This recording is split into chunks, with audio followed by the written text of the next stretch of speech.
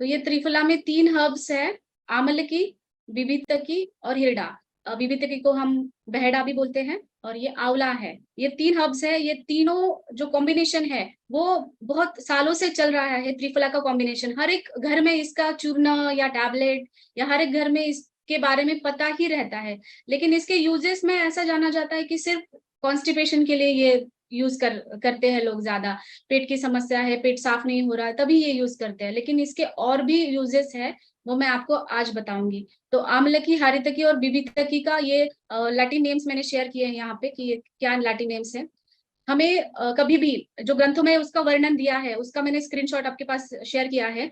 भाव प्रकाश निघंटु में आमलकी के बारे में, हरितकी के बारे में और बहेड़ा के बारे में क्या क्या बताया गया है वो मैंने शेयर किया। मैंने ये इसलिए आपके साथ में ये शेयर कर रही हूँ क्योंकि आयुर्वेद में ऐसा कहा जाता है कि हमारे ग्रंथों में जो जो लिखा गया है और उनके जो गुणधर्म है वो जिस पे कार्य करते हैं उनके नाम लिखे गए हैं। यहाँ पे देखिए अब रक्त, पित्त, प्रमेह, वृष, ये सब लिखा गया है। मतलब ये हम ब्लाइंडली, मतलब आप्त वचन, ये जो लिखा गया है ये आप्त वचन कह सकते हैं। और जो जो इन्होंने ये कंडीशंस लिखी गई है वो कंडीशंस पे हम डायरेक्टली दे सकते हैं पेशेंट्स को। तो ये इसीलिए ग्रंथों का वर्णन मैं आपसे शेयर कर रही हूँ क्योंकि ये ग्रंथ में जो जो लिखा गया है हम डायरेक्टली स्टार्ट कर सकते हैं। कोई भी ये जो डिसीज है या इसका इंडिकेशन है वैसा है, हम स्टार्ट कर सकते हैं।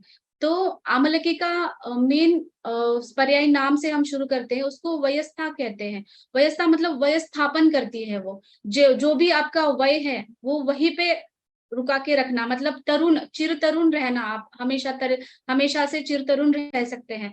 जितना आपकी उम्र है उतना ही आप दिखते हैं। कभी कभी ऐसा होता है कि 30-40 की उम्र में भी 50-60 के लोग दिखने लगते हैं, या फिर जल्दी बाल सफेद होने लगते हैं, चेहरे पे झुर्रियां आने लगती है। मतलब ये एजिंग प्रोसेस जो जल्दी स्टार्ट होता है ना, ये सिर्फ ओवरऑल दिखने में नहीं, जो हमारे इंटरनली भी हमारे नर्व्स के है, बाकी इंटरनली भी जो एजिंग प्रोसेस होती है हमारे ऑर्गन्स की, वो भी वैसे ही मेंटेन करने का काम वो त्रिफला, ये आमलकी करती है। इसलिए उसको वयस्था कहा जाता है। इसको अमृत फल कहा जाता है, अमृत जैसा काम करता है, इसके लिए इसको अमृत कहा जाता है। बिबिथकी, बहेड़ा का भी गुणधर्म यहाँ पे बताया गया है। ये बहेड़ा मेनली ज्यादा से ज्यादा पेट के ऊपर ज्यादा काम करता है और कफ दोष जो है उसके ऊपर काम करता है।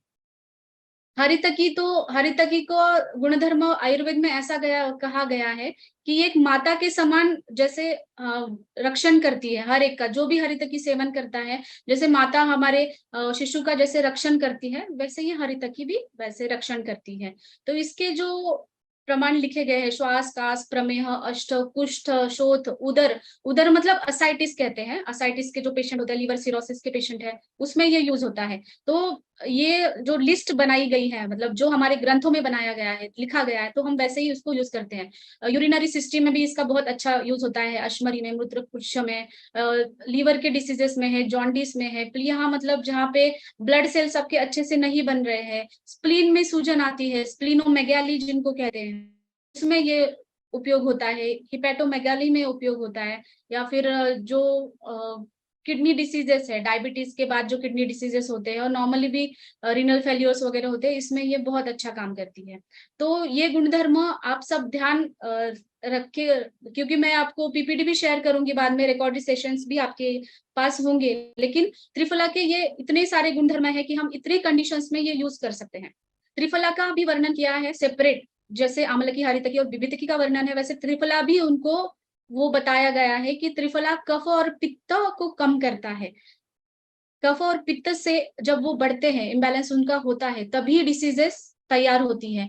कफ और पित्त इम्बैलेंस हो गया उसके बाद ही वात का इम्बैलेंस होता है। अगर आपका कफ और पित्त हेल्दी रहते हो, तो मेह मतलब प्रमेह, डायबिटीज में ये अच्छे से उपयोगी है। कुष्ठ कहा गया है, कुष्ठ आयुर्वेद में ऐसी संकल्पना है कुष्ठ की, ये कि जो स्किन डिसीजेस है, all type of skin diseases, ये कुष्ठ के अंदर अलग अलग नाम से जाने गए हैं। मतलब ये हर एक स्किन डिसीज पे उपयोगी है।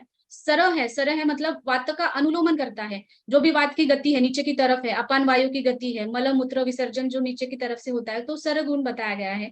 चक्षुष है मतलब आपके आंखों के लिए अच्छे है, दीपन है, रुचिकर है, और विषम ज्वर में, ज्वर जो आता है, फीवर आता है, उसमें